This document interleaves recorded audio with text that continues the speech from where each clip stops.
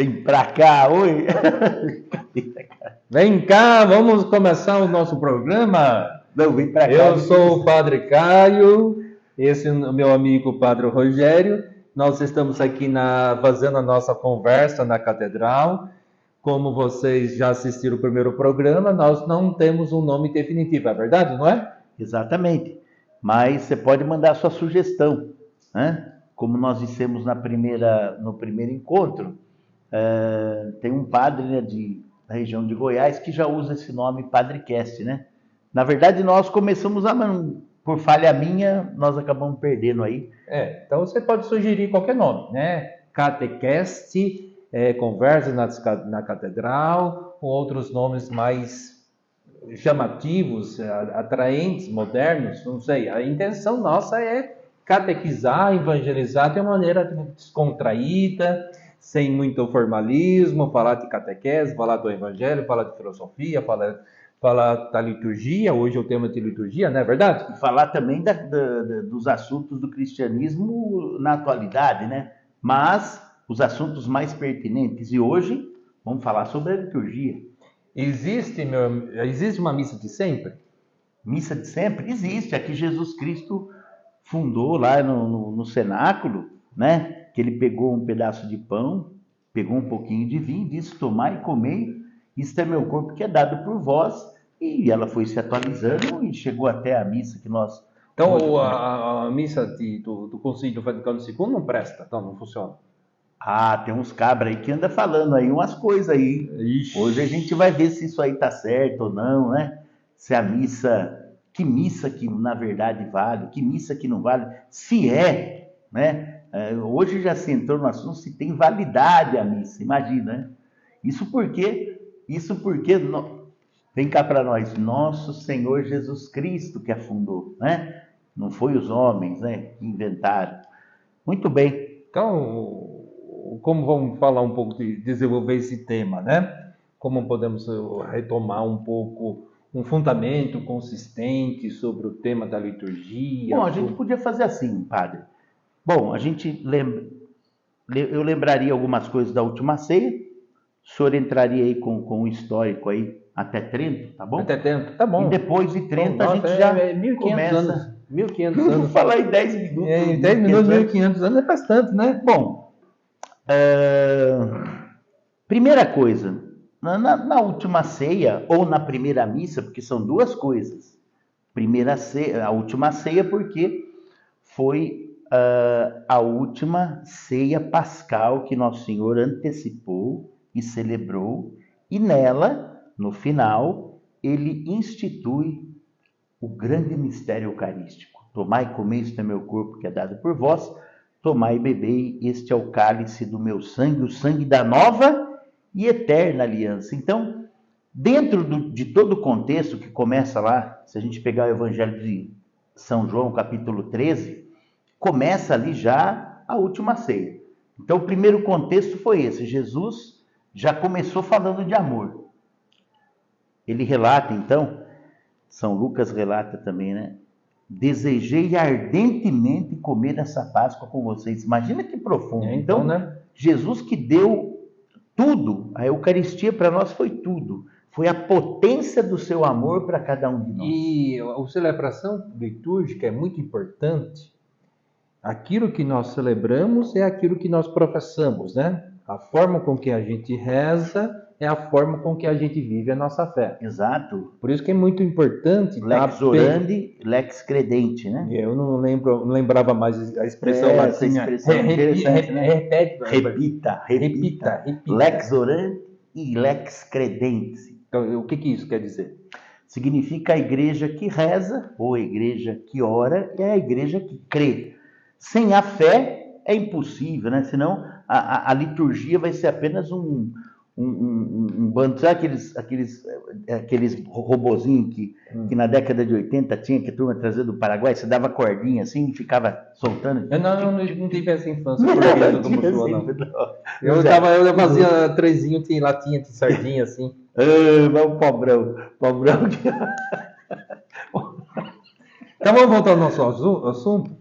Muito bem. Então, o que mais tem que falar sobre o fundamento da missa Bom, eu acho que na Santa Ceia? eu acho que já de princípio, imagina, uma frase que é para gritar nos nossos ouvidos até hoje, né? Desejei ardentemente. Não é qualquer um que está dizendo isso.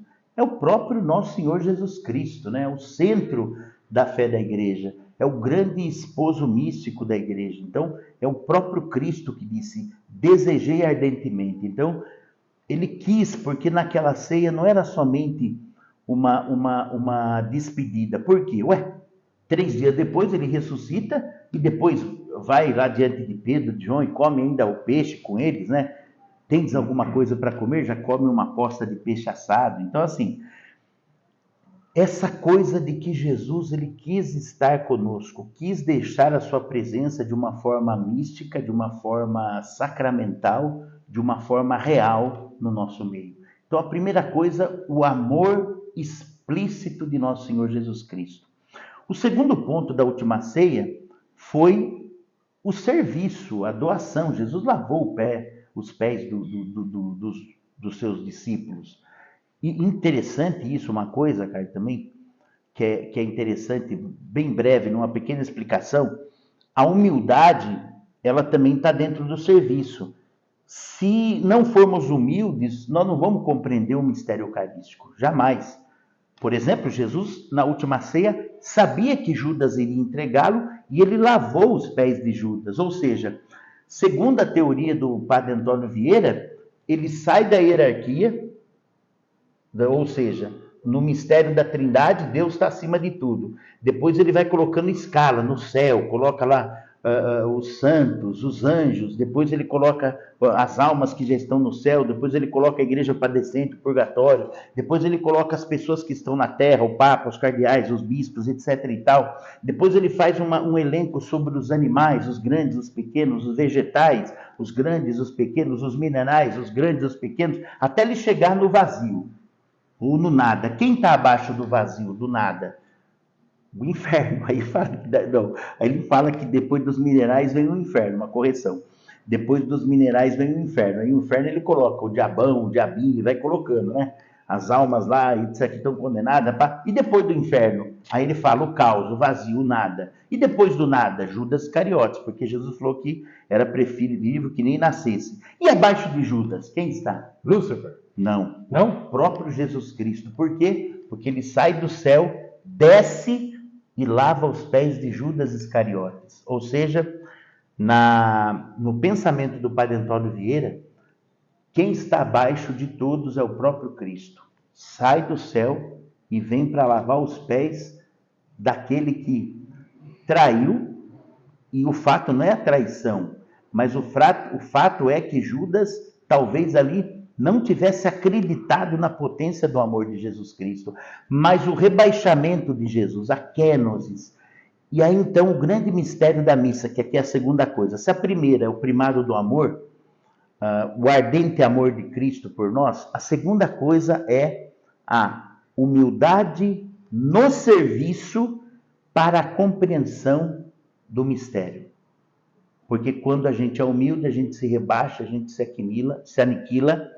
E aí então, e a terceira coisa, que aí então já é o final de tudo, né? Já quando ele estava no último ceia, terminando a ceia, que ele faz a consagração do vinho no seu preciosíssimo sangue, ele diz então, durante a consagração: este é o cálice do meu sangue, o sangue da nova e eterna aliança. Então ele eterniza a aliança. E quem pode fazer, senão o próprio Cristo, isso? Então, a Eucaristia é um meio também de nós podermos renovar a nossa aliança com Cristo. Quando as pessoas perdem a fé na Eucaristia, elas rompem e aí então acaba rompendo, como se a Eucaristia houve um rompimento na Idade Média, então no concílio não existe. O rompimento quem faz são os homens. A igreja, ela sempre vai ser continuadora do mistério amoroso de Cristo. Bom, seria isso. Depois, aí você já poderia... Bom, imagina, a igreja na hora, ninguém os apóstolos não sabiam, então, ali... Então, assim... O que estava acontecendo? Eles não sabiam da profundidade. Então, assim, a gente escuta na internet, na infernética da vida, Infernet que não sabe usar. infernética, aquele que não sabe usar esse instrumento tão importante, que a missa de sempre é a missa do Pio V, né? Você tem um fundamento legal sobre missa, sobre o mistério que nós celebramos, o mistério pascal, a pessoa de Jesus Cristo. Mas aí, a missa sempre foi a missa do Pio V, do Concílio de Trento? De jeito nenhum. E o que tinha antes? Antes do concílio, o que veio antes? Rapaz, antes do concílio tinha outros ritos, tinha outras formas litúrgicas, por exemplo, a igreja passou por diversos tipos de perseguições. Vamos falar um pouquinho sobre isso? Vamos falar. Eu preparei aqui alguns papéis, mas eu não quero ficar preso nisso, né? Preso basta dor de barriga, né? Então, eu pensei assim, em falar em 4 períodos históricos do desenvolvimento da liturgia, né? Primeiro, o período apostólico, como surgiu, depois o período dos mártires, depois o período em que o cristianismo se torna a religião oficial do império, na época de quem mesmo? Constantino, né? Constantino.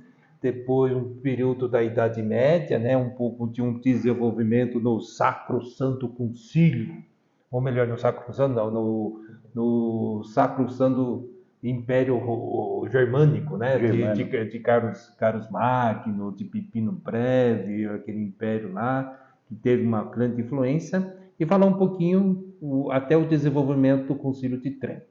A gente está estudando tanto ultimamente, inclusive nas nossas foranias, está tendo agora a formação dos documentos do Concílio Vaticano II, né, que é importantíssimo. O Concílio ele retomou também vários aspectos, né, por isso que o Padre Caio, ele confundiu agora com o Santo Concílio. Não, vocês me perdoem aí. Muito bem. Não acaba comigo, não. Então vamos lá. Primeiro período da formação da liturgia, a gente chama período apostólico. Então, o que tinha antes do período apostólico? A liturgia judaica. A liturgia judaica, que consistia em 2 momentos. A sinagoga. O que tinha na sinagoga? A sinagoga tinha a palavra. Na verdade, isso. O templo já tinha sido... E o templo era o sacrifício, né? Exatamente. Mas assim, qual é a primeira estrutura básica da nossa missa? É a palavra. De onde vem a liturgia da palavra, com a leitura, com a homilia, vem da sinagoga. Então, toda a primeira parte da missa é uma parte da liturgia da palavra, que tem essa estrutura judaica. A segunda parte, a refeição, a Eucaristia, era aquilo que era celebrado nas famílias judaicas, a Eucaristia, e era realmente uma refeição. Eu não sei se já participou do Seder, da ceia judaica. Já entendi. É uma refeição. E eu aprendi também numa dessas celebrações, que o pão é importante. A gente fala que o pão na refeição não é essencial.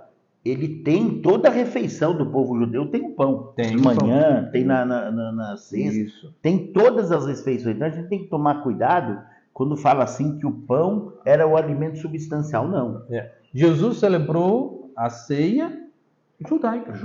Uma refeição judaica. Então não é uma missa. Hoje nós celebramos estilizadamente, de uma forma sóbria, bonita, profunda, emocional, sentimental, a Eucaristia da forma que nós temos hoje, mas na ceia judaica era uma refeição. Depois nós temos a influência também do judaísmo, do dia santo.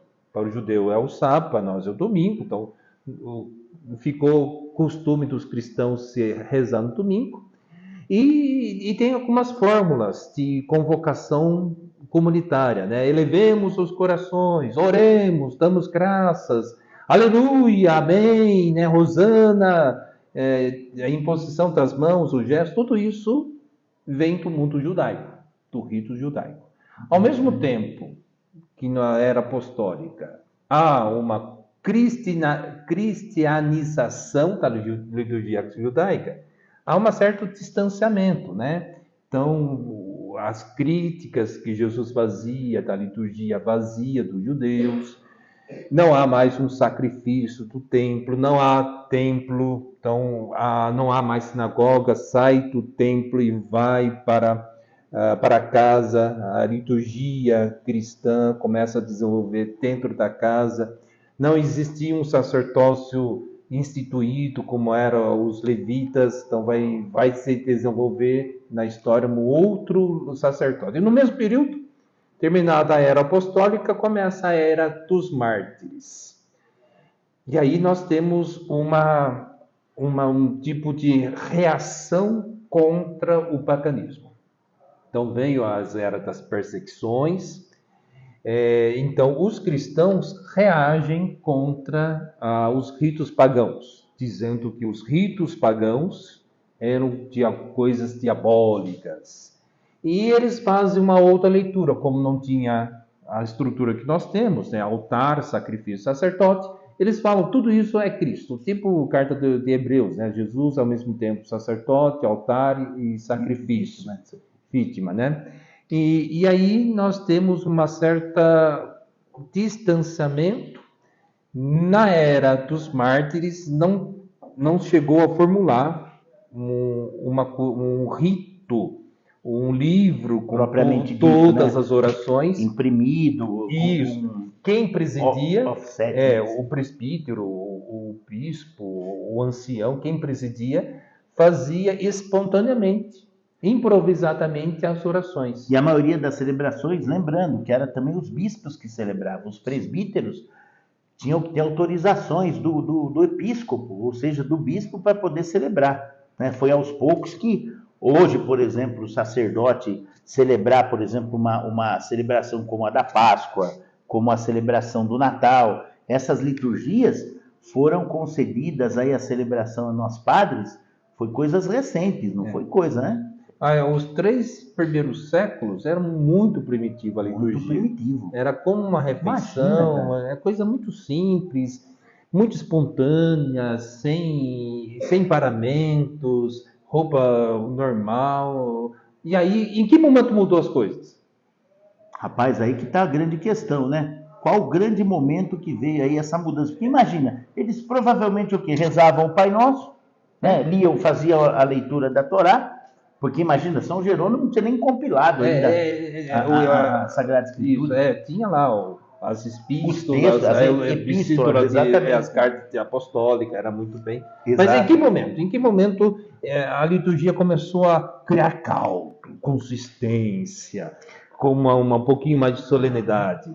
Eu lembrei, sabe de quê? Aquele personagem. Não faz teu assunto, não. Não, eu não estou fugindo da sua. Eu lembrei daqui do professor Raimundo lá, que tinha aquele cara que falava assim, ó, qual, ele perguntava assim, ó, qual momento? Como é mesmo? O Parotoqui? Não é o Parotoqui? Né? Esqueci o nome dele. Foi com o Constantino. Me fala um pouco quem foi Constantino. Constantino foi o zagueiro da brincadeira. Constantino era o filho de Santa Helena, né, que se tornou imperador.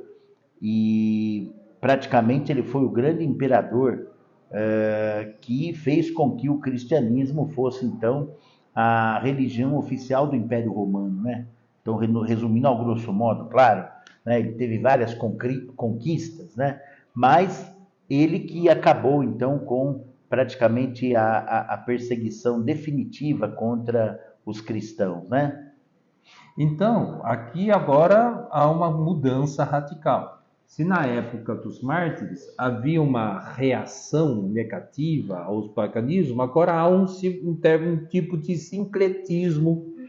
As coisas vão misturar um pouquinho de uma maneira meio harmoniosa com o que já existia de religiosidade no Império Romano. Então, adota com os ritos. Então, antes do imperador, não tinha igreja, a missa era feita nas casas. Agora, era o chamado Domus Ecclesiae. Né? Isso, até eu escrevi aqui, mas era feito nas casas das famílias ricas, que se comportavam mais gente. Agora, a missa passa da casa para a basílica, para a casa imperial, né? Então, nós temos um caráter mais de corte, com as vestes da corte, o padre agora começa a ter uma roupa litúrgica, a casula gótica, na verdade é uma casula do imperador romano, né? É um pouco o jeitão um pouco A vestimenta, de vestimenta Então temos uma festa do imperador. Os cristãos passam a comer conforme o costume pagão, junto com as tumbas. Então tem toda aquela missa das tumbas. Então é um costume meio pagão que entrou no cristianismo. Você reza a missa na cripta, né? É uma refeição, é uma eucaristia junto com as tumbas. Então isso vem de Constantino, né? Dessa mistura. Nós temos uma oração agora já escrita, seguindo o caráter grego, com a lei retórica. Nós temos súplicas latinas, né, ou gregas, né, Kyrie eleison, já tem essa introdução dessas súplicas dentro da missa. Inclusive, não cortando, mas é a única frase que é interessante que as pessoas confundem. As pessoas falam que vamos cantar o Piedade em latim.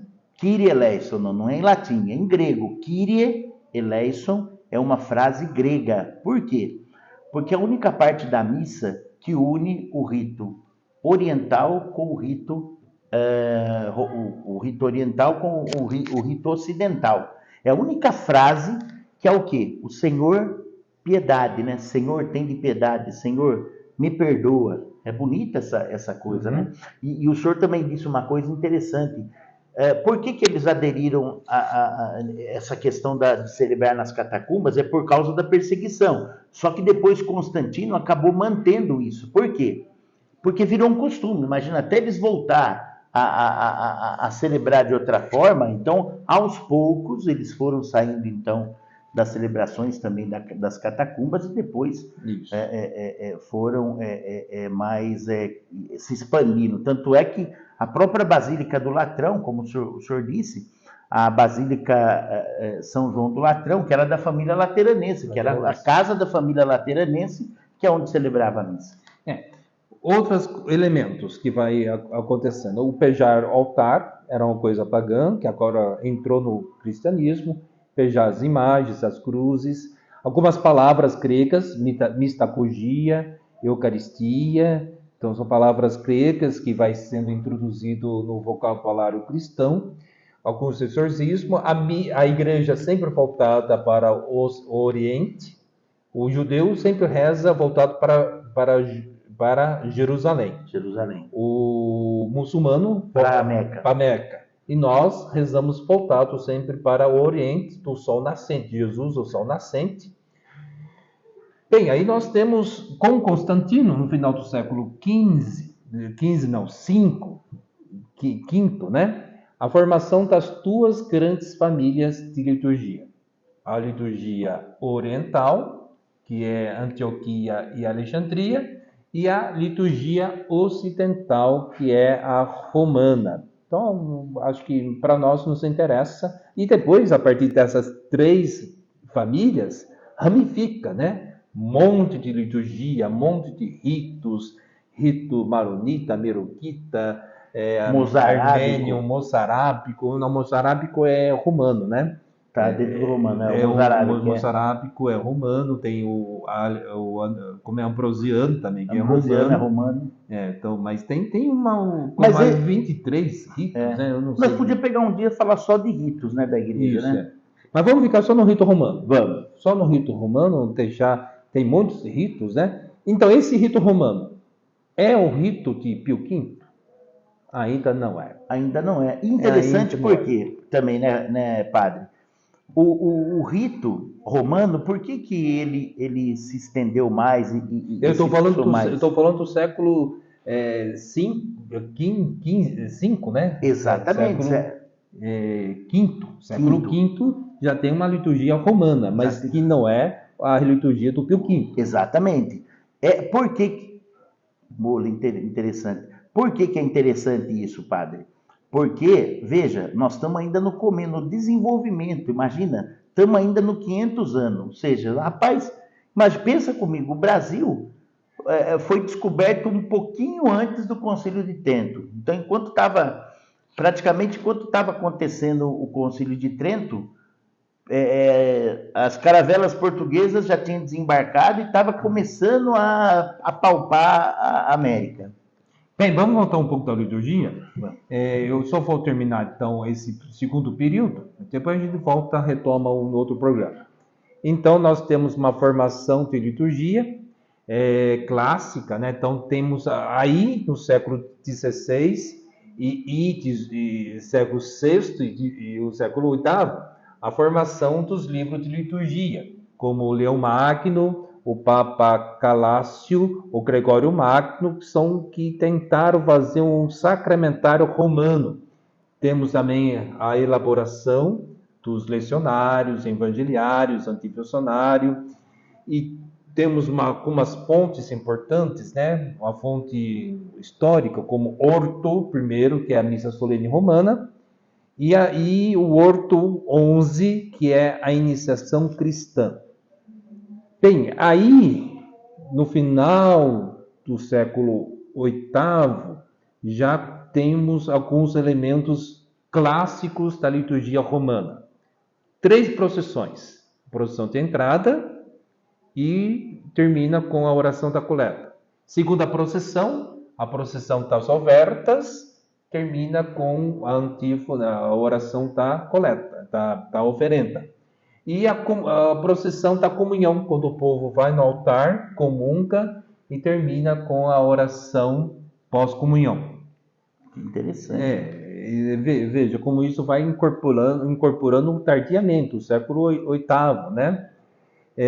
Temos aí, já no final do século VIII, algumas orações já definidas, escritas, oração da coleta, oração da oferenda, um prefácio e um pós-comunhão, mas de um jeito romano, bem simples, concisa, sóbria, e também já temos a elaboração de uma oração eucarística comum. Se eu não me engano, esse prefácio aí, o prefácio, né, que o senhor disse, né? Prefácio, isso. Prefácio, parece-me que esse prefácio, se não me falha a memória, era o prefácio da oração eucarística segunda. Isso. Né? Bem, mas acho que vamos deixar um pouquinho para outro momento? Vamos deixar, pode ser. Retomar isso no próximo. O pessoal aí da nossa equipe aí já está falando que deu tempo, então nós temos que obedecer para não pisar na bola também, né? Começar aí. E outra também, né? Mas até agora eu não falei do Pio V. Então, até agora eu não falei do Pio V. Então, eu falei da era apostólica e dos mártires, a era de Constantino, a forma de um certo cicletismo, vai incorporando algumas coisas, mas precisamos falar ainda da Idade Média e depois do Concílio de Trento e o Papa Pio V. E depois você vai falar sobre o Concílio Vaticano II. Ok. Você está a fim de continuar vendo o nosso programa? Chegamos então no final do nosso primeiro bloco sobre a missa de sempre, a liturgia, como surgiu, qual é a fonte cristã. Recuperamos um pouco o mistério central, né, da missa da última ceia, o ato de amor, o ato de sacrifício, do serviço de Cristo de libertar. Fizemos um pouquinho os 8 primeiros séculos do cristianismo, né? A era dos apóstolos, a era dos mártires, o Constantino, as grandes famílias da liturgia, o Oriente, a liturgia do Oriente alexandrina e antioquiano, e a liturgia do Ocidente, que é a romana. Vimos algumas misturas, até um sincretismo com os ritos pagãos, mas já deu tempo, né? Então vamos agradecer a Deus por esse momento. Peço para o Padre Rogério fazer uma oração para abençoar o nosso povo que acompanha o catequese, a conversa aqui na Catedral. E eu quero agradecer também porque eu consegui ficar o programa inteiro sem imitar ninguém, né? Que a tentação foi grande. Então agora vamos para a bênção final. O Senhor esteja convosco. Ele está no meio de nós. A intercessão da bem-aventurada e sempre Virgem Maria, a Imaculada Conceição, a intercessão de São José, seu castíssimo esposo, a intercessão dos nossos anjos da guarda E a bênção de Deus Todo-Poderoso, Pai, Filho e Espírito Santo, desça sobre vós e permaneça para sempre. Ó, não perca no próximo programa. A gente vai terminar um pouco agora o desenvolvimento da liturgia até o Concílio de Trento e o Concílio de Vaticano II. Não perca! Até mais!